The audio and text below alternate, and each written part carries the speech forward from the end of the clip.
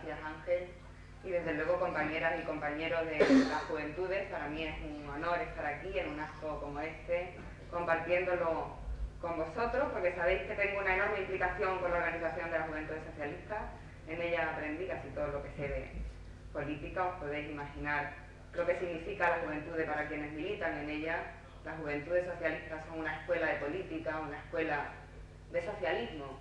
una escuela de valores, de los valores de la paz, de la justicia, de la igualdad, de la solidaridad, valores que no cotizan en bolsa, pero sí cotizan en nuestros corazones y por tanto no se olvidan nunca.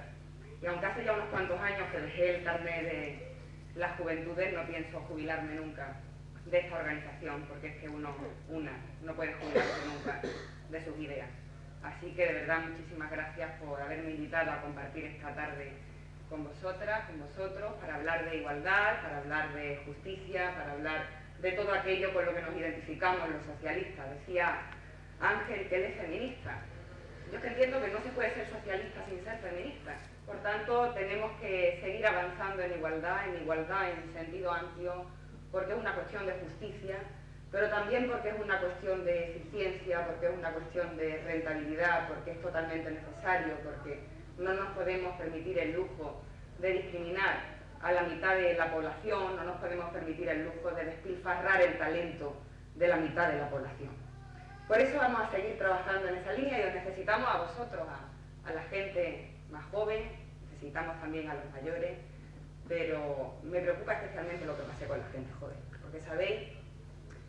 que escuchamos de manera permanente eso de que a los jóvenes no les interesa la política, que los jóvenes están apoltronados, que no están comprometidos, y yo a veces me sorprendo cuando lo escucho porque no coincide para nada con la percepción que yo tengo de la juventud o con lo que yo veo todos los días. Veo las ONG llenas de gente joven, los proyectos de cooperación en los que cada vez se implica más gente joven, las universidades llenas de jóvenes, desde luego los proyectos de investigación, gente joven que se atreve y se arriesga a montar su propia empresa, incluso teniendo en cuenta las dificultades económicas y el momento en el que estamos, y sin embargo son emprendedores, gente que se atreve a dar un paso adelante, no solo para autoemplearse, sino también para generar empleo. Y gente a la que sí interesa la política. No interesará la política de derecha, ni la forma de hacer política de la derecha, esa basada en la crispación permanente, basada en la descalificación, en el insulto. Ángel hacía alguna referencia precisamente a esto, cómo se las gastan, lo que tenemos que escuchar todos los días en esas tertulias, cuánta violencia verbal que a su vez genera imitación, a su vez se contagia y solo genera más violencia, ese nivel de crispación al que llega la vida política. Por eso tenemos más necesidad que nunca de implicarnos, porque todo eso no lo hacen por casualidad, o sea, lo hacen con un objetivo clarísimo, con el objetivo de crispar, con el objetivo de generar una desafección de la ciudadanía hacia la política, con el objetivo de generar una falta de credibilidad y el objetivo de decir que todos somos iguales. Y es que todos no somos iguales y tenemos que demostrarlo cada día, y para eso tenemos que implicarnos. Ellos saben perfectamente que cuando llenamos el estadio ganamos el partido. Por eso tenemos que decirlo alto y claro, que no vamos a permitir ni un solo paso atrás. Realmente hemos visto que no solo es que lo diga, que va a derogar la ley que permite el matrimonio entre personas del mismo sexo, que va a derogar la ley de igualdad porque no le interesa la cuestión de la representación equilibrada de las listas electorales, no creen esto de las cuotas. Hemos visto, como ha dicho, que va a derogar la ley de salud sexual y reproductiva, interrupción voluntaria del embarazo, y hoy el PP daba un paso más y decía que también va a modificar la ley integral contra la violencia de género, una ley basada en el consenso, una ley para proteger a las víctimas del maltrato, una ley que ha sido capaz de sacar del ámbito privado una cuestión como es la violencia, introducirla en el ámbito público para que todas las instituciones y toda la sociedad nos hagamos responsables frente a la misma. Eso es lo que están diciendo,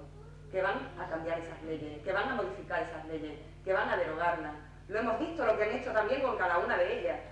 Cuando pierden en el Parlamento, las han llevado al Tribunal Constitucional. Han utilizado el Tribunal Constitucional como tercera cámara, que no estamos dispuestos a que nos quiten lo que tanto tiempo nos ha costado conseguir. No estamos dispuestos.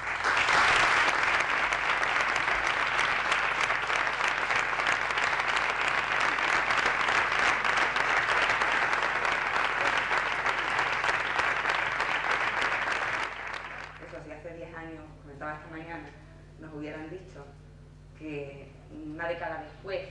en España, íbamos a tener situado el problema de la violencia de género como una de las cuestiones centrales de la agenda política, o si nos hubieran dicho que íbamos a tener una ley de igualdad que iba a hacer referencia en toda Europa, si nos hubieran dicho que las personas del mismo sexo iban a poder contraer matrimonio en nuestro país, hubiéramos dicho que eso era mentira, que eso era una utopía. Y sin embargo, todo eso ya es una realidad en nuestro país, sin que signifique que por eso tengamos que bajar la guardia. Todo lo contrario, tenemos que permanecer alerta, con los ojos bien abiertos y, como digo, con una posición muy clara y con una posición muy firme de que no estamos dispuestos a que nos toquen nuestros derechos. Pero la realidad es que hemos avanzado. Una sociedad donde no se discrimine a nadie por ninguna causa, por ningún motivo, donde todas las víctimas de discriminación sepan que están amparadas, sepan que estamos en un país donde la discriminación no puede salir gratis,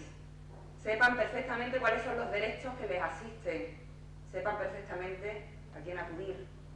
Esos son los objetivos de la Ley de Igualdad de Trato y No Discriminación que el Consejo de Ministros acaba de aprobar en primera lectura y que ahora comienza un largo trámite tanto por parte de los informes que requiere de los distintos consejos, el Consejo General del Poder Judicial, el Consejo de Estado, el Consejo Fiscal y los distintos consejos de participación, y luego comenzará todo su trámite parlamentario. Una ley que, por cierto, tenéis colgada en la página web del Ministerio de Sanidad, Política Social e Igualdad. Podéis realizar aportaciones y sugerencias, porque no puede ser que un país como el nuestro, un país decente, un país avanzado, un país moderno, pueda permitir que se humille a las personas en función de su origen étnico, de su orientación sexual, de si tienen o no tienen una discapacidad, en función de si son creyentes o no lo son. Y todo eso sigue pasando en nuestro país. No os podéis imaginar la cantidad de situaciones con las que nos hemos encontrado a la hora de avanzar en este texto. Bueno, voy a ir terminando porque creo que me estoy alargando un poco más de la cuenta, pero la verdad es que es un placer poder hablar con tranquilidad con vosotros, encontrarme entre gente amiga,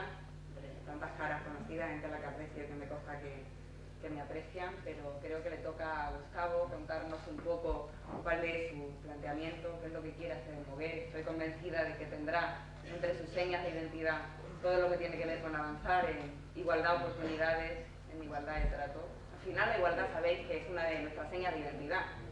La llevamos en el código genético de los socialistas. Y sabéis también, como decía Pablo Iglesias, que somos socialistas no para amar nuestras ideas en silencio, sino para llevarlas a todas partes. Así que llevémoslas a todas partes y consigamos que Gustavo llegue a la alcaldía de Moguer para poder ponerlas en marcha, para poder tomar medidas que vayan en esta línea, en este sentido. Muchísimas gracias.